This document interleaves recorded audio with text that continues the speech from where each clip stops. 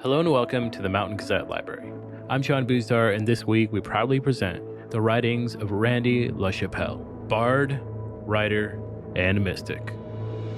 Enjoy the great American West, what's left of it. October on top of Half Dome. The whole Sierra was blanketed with a foot of snow on it. I had just entered a pleasantly empty subway car. And the next thing you know, you're in this calm water. When you know who you are, when you get in touch with yourself, you then have choices. So I think as a journalist right now, you have a lot of opportunity to really put across quality work that will stand out in a sea of a lot of garbage. If I've learned anything about life balance, it would be that the no balance is where it's at. Episode 8, Growing Up High by Randy LaChapelle for Mountain Gazette 40. During the International Geophysical Year, 1957 to 1958, my father initiated a research project on the Blue Glacier. The Blue Glacier lies on Mount Olympus, part of Olympic National Park in Washington State. A 16 by 24 foot field station was erected on a rock outcropping adjacent to the snow dome. This was to be my summer home from the age of 5 until I was 16.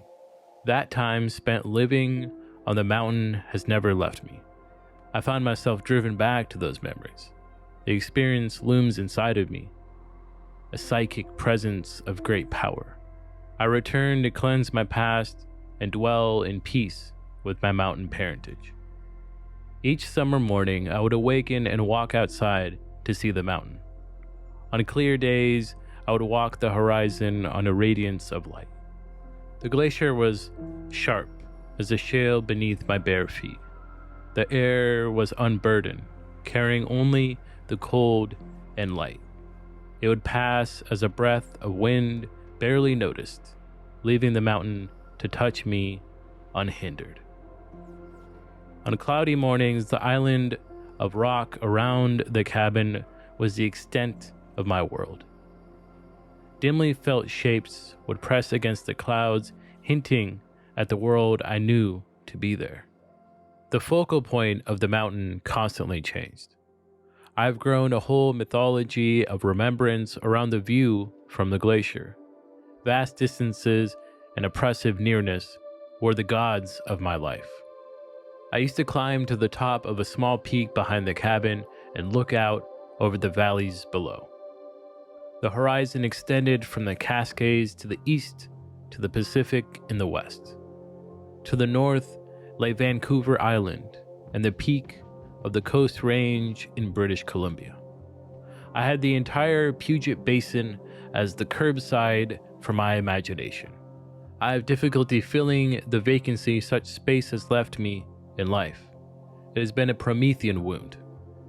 Often I would sit on the peak and stare out onto the valleys below, from which the wind carried the smells of the forest upward to my resting place.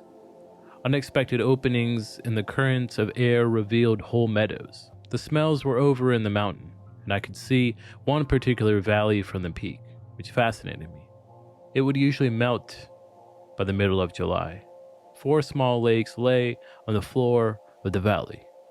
I was a hermit of the valley and had responsibility for the adventures that took place there. I have often intended to visit the valley in person, but never have. It remains sacred to the visitations of a child whose day was at the mercy of the mountain.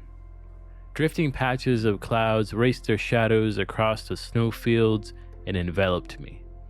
The sun wandered across the sky and my body simultaneously. I was overly sensitive to the lighting and mood of the glacier. I was content to live in a child's eternity with the peaks as my companions. No brothers or sisters, no playmates to seduce me from the mountain. It was an innocence that had its own ecology. The research station and its debris were as natural as any other part of my glacier life. I suppose now I could find the rationale of the protests. I could disapprove of such wilderness contaminations, but it would be a lie. My emotions cling to the unchanged unity of my childhood. My earliest memories come from when I was 2 years old. At that time, we lived in tents on the moraine of the lower Blue Glacier. The tents were strung out along the thin, rocky top. Heather and a few wildflowers grew among the glacier debris. I remember it as always being foggy. The glacier and the fog intermingled, creating a uniform world of white. The dim forms of trees could be seen downslope from the moraine. Looking upward, the snow blended into the sky. Out of the mingling of heaven and earth, climbers would occasionally appear.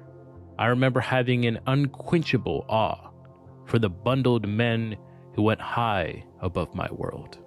The peak-shaped six-man army tents, filled with the incense of Coleman stove gas and musty canvas, were my personal temples. They took on a substantiality that seemed to magnify their interiors beyond all reason. All the space in the world could fit, together with my sense of security, inside of those tents. My staple food in those days was peanut butter and Logan bread. I am burnt out on both. Even now, peanut butter has little hold over me.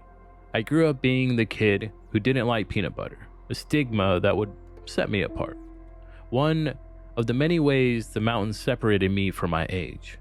I was timeless, with no need to grow up or change or be any different than I was. That internal time sense lingers on, subtly conditioning my world even now. I had few toys then. A red ball was my prized possession. One day I lost it, the ball rolling down into the glacier and then disappearing into the ice field. I still distrust that ice field. I feel cheated by the convolutions that rob me of my toy. I can watch that ball disappear endlessly in the inattentiveness of my life.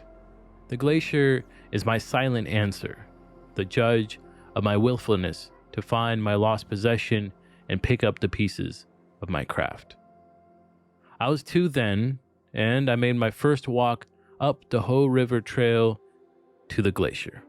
My only memory of that particular hike is of my father coming to meet my mother and me 3/4 of the way up the trail.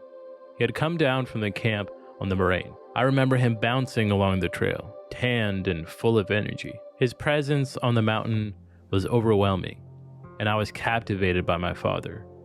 He was transformed into an emissary of the mountain. The bridge where we met was the demarcation point between the valley floor and the climb upward. The area of the bridge had always transfixed me. It spans the Hoh River as it meets Glacier Creek. The Hawk runs in deep chasm at this point. The boiling water in the narrow canyon was mesmerizing.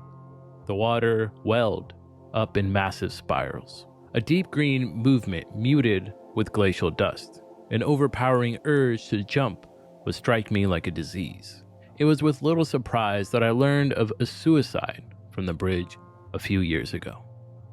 The trail upward reads clearly in my memory. The slow places, the first view of the mountain, avenues of moss, and the lake all appear when called upon. The personality that emerges along the trail is as complete as any other part of my glacier life. The steady fall of footsteps measured off the thoughts and feelings of the journey. Always there was an image of that mountain that displaced the monotony. The clear crunch of snow underfoot echoed along the hot, mosquito-paved way. The other worlds of snow and ice haunted the footfalls of the forest. Such comparative spaces are the legacy of the mountain. To have lived in the highlands has rendered the lowlands incomplete. My intellect rebels at such thoughts. But in my heart, I feel it to be true. I am inflated by the mountain. Tendrils of perfection reach out from my past, usurping the present. Time is elastic. It's stretched to break a child's patience, riding the eternal presence of the mountain. The coming and going of the sun was the heartbeat of glacial time. During the long periods of storm, the days would lengthen into boredom. The four walls of the cabin were the measure of my sanity. Among the refuse were cases of survival rations that would be airdropped at the start of the project. They were intended as a stock of emergency food. Instead, they became part of my personal domain. Opening all of the carefully packaged food, uncovering treasure after treasure, had its own delight. A 6-year-old can of fruit cocktail may not seem luxuriant, but entwined in the rituals of my childhood, it was pure ambrosia. Tiring of the usual cabin occupations, I would sit and watch the fog blow past the window. Cunning wisps of cloud steamed from wet rocks. It was as if the sea had risen and was soothing in phantom shapes, turning the valley into cauldrons. The presence of something just beyond reach often came to me. There was a pregnant depth to the storm that fascinated me. Even though it might be sleeting or snowing, there was an indefinite heat that seemed to flow from the grays and whites of the storm. It was the incarnation of storm demons, and my fascination struggled to uncover their birth. More often than not, a child's boredom quenched the mystic in me, and I would turn to the cabin for amusement once again. The opiate of card games, books, and food shut out the storm. During the early years of the project, I often flew into the glacier on the supply mate. It was a small plane with a payload of 300 pounds. Thinking that this one small plane supplied the vast machinery of the vastness I conceived was a product of childhood vision. There was a self-containing to the station that assumed the weight of my whole world. The airport was an old World War I fighter strip and was absurdly large for the small aircraft that flew out of it. I filled some of the space learning to ride a bicycle on the acres of unused pavement. Those times at the airport were gilded with the edge of anticipation, the subtle warmth of knowing I was on the edge of another way of life. For the flight in, I was seatbelted and then surrounded with the rest of the baggage. I would wrap the plane around me like a chrysalis and wait to emerge on the mountain. Invariably, I was confounded by the terrain on the way in. As the plane climbed, a snow massive would appear that looked deceptively like the Blue Glacier. I would be amazed at the speed of flight, but a little disappointed in the shabbiness of the vision before me. The mountain was spectacular, but did not have the aura of the glacier. I would resign myself to the counterfeit, and then the plane would pass beyond, revealing the real thing. The Blue Glacier quickly filled the gaps in my memory with the ease of recalled landmarks. I was navigating again in the security of the past. The plane would land and I would stagger out, ducking to avoid the blow of light. But there was no escaping the radiance of the mountain. I was home. The safety record of the station underscores the sense of security I had about the place. In the 17 years of its existence, the only injuries there were a sprained knee and a mild case of food poisoning. I had an inner freedom that betrayed an unsaid bond between the mountain and me. There was trust between us. I learned a subtle secret of movement in those early years of scrambling over the rotten Olympic rock. The secret was to trust the mountain and move as low in my body weight as I could. There is a touch that sustains you when you abandon yourself to a mountain. Some days I could move unencumbered with my body in effortless flow from somewhere around my waist. There was no separation between who I was and where I wanted to be. I travel in the mountain now and am amazed at how some people move through the land. They appear to walk from somewhere in their throats or chests and have to constantly readjust their balance as a result. Come down, I want to tell them. Relax and walk with the mountain. The early ease of the glacier has left me in a naivete about mountains. In general, I could easily disappear into strange peaks with nothing more than a shire, pants, and shoes. My conditioning draws me to high places, but leaves me unprepared, a traitorous beguilement. Watching the sunset was sacred to the glacial ritual. I doubt if I had forgotten any of the thousands of nightfalls I have seen. As the air stilled countless times on the point of setting sun, I traveled the lengths of Puget Basin in the stillness. The lights of Victoria and Vancouver would gradually emerge. The Pacific coastline sometimes broke free of the fog, the Tatoosh Island echoing the constancy of my sunset awareness. My vision would be entirely different each time, and yet the same mood would flow over me, the sense of being on the edge of eternal time. I felt a peculiar attraction to the cities at night. The cold of the evenings would come up fast, biting through my parka, but often I stayed and lingered in the aftercolors of the sun. And I would gaze out towards the city. I treasured the presence of other people. The lonely place in me that was an only child on the glacier took comfort in the distant lights. Vancouver and Victoria have always been my favorite cities. The only times I can remember feeling a sense of acute danger on the glacier is when I journeyed into the crevices field. The really large crevice, the ones that could swallow several buildings easily, petrified me. I would creep downhill to the edge and look in. I could never dismiss the glacier when it opened itself with such massive wounds. The crevice always chilled me. The crevices always chilled me. It could be a hot day, and I would still get a cold shiver looking into the ice shadows. On the other side of the prominence where the cabins were situated, there were large crevices, catchment basins. Should I ever slip and try for the valley floor? They were the watchdogs of my world. In my mind, I have fallen many times, the result of these musings being hours of imaginative attempts to extricate myself from the glacier. Candy for a child's mind. As the summer deepened, the sun cups of the glacier surface would grow more profuse. If they became too large, they would endanger the landing of the ski plane. I can remember many times trudging out after dinner to do battle with the sun cups. It was glacier housekeeping. We would carefully shovel the top layer of the snow away from the landing zone, leaving a strip of cleaner, less contorted surface behind. It always seemed futile to me, rearranging a small patch of glacier in hopes of fooling the sun for a few more days. It was like scratching the back of an enormous beast so a gnat of an airplane could land. The ice worms came out in profusion during the evening hours. Every shovel of snow was covered by sun cups and little black worms.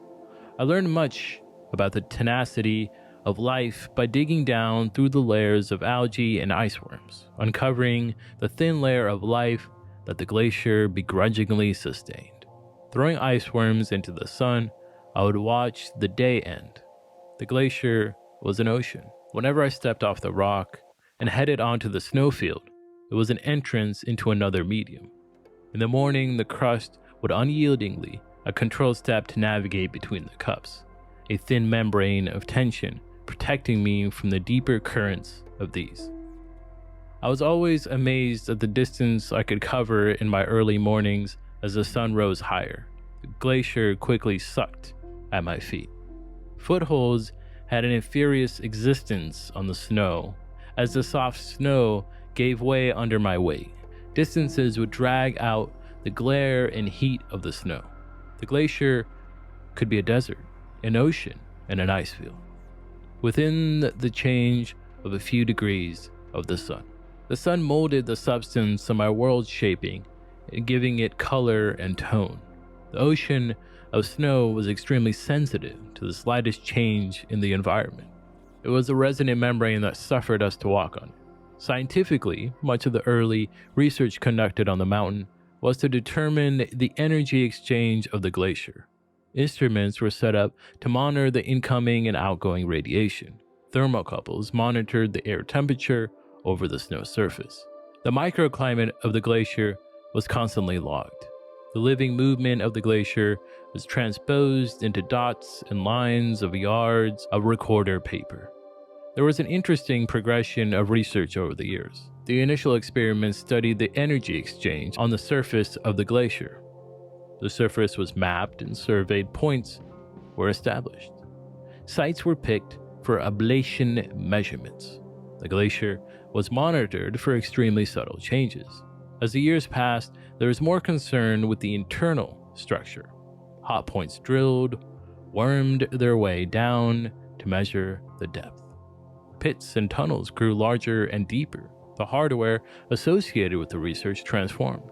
Electronics gave way to air compressors and jackhammer. The permutations of gravity as it played within the ice animated the glacier. The life of the glacier was communicated in plastic flow. The mechanism of that flow was the focus of attention for the research. Science was a ritual that I took for granted. It was something automatically done when confronted with something as mysterious as a glacier. I knew that all the instruments and all the experiments would never really unmask the mountain, but the ritual was important. There was a subterranean purpose behind the daily tasks of the project. Even now, I only have a fleeting glimpse of that purpose in my mind, enough of a view to know that science really was a sacred approach to the mountain, a way of expressing the connection of man with the mountain. The last year I spent on the glacier was the year of the Great Tunnel Dig.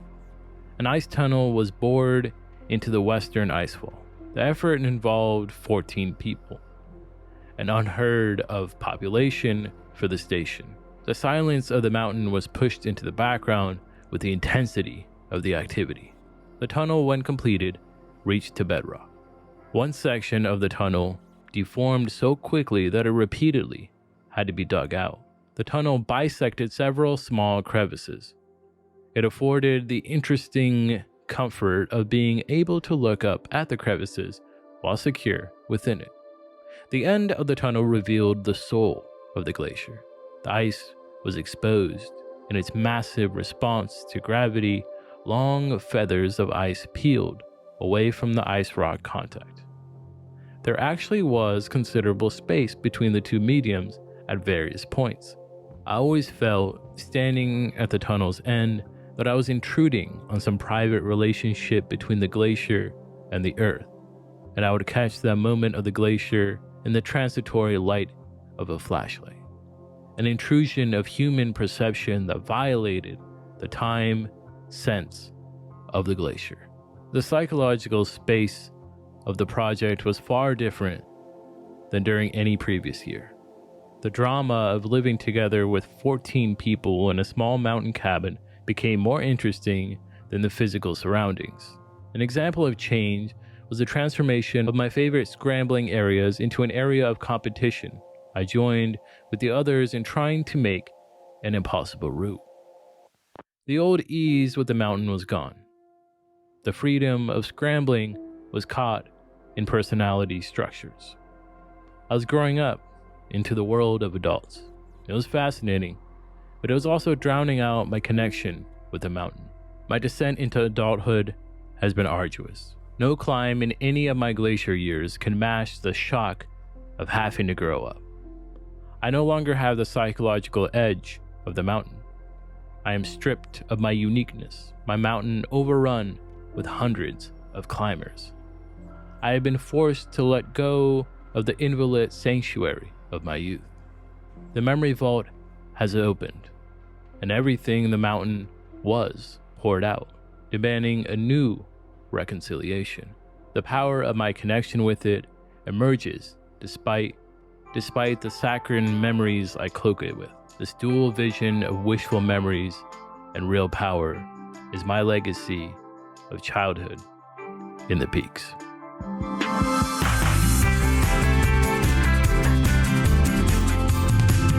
The Mountain Gazette Library is produced and hosted by me, John Buzdar. For more, head over to mountaingazette.com/subscribe today and pick up a subscription to the magazine. This podcast is executive produced by Mike Rogie, marketing by Austin Holt, produced by Connor Sedmak, social media by Amy Doran, and public relations by Ryan Rowe. No part of this podcast may be reproduced without written permission from Mountain Gazette and its parent company, Verb Cabin LLC.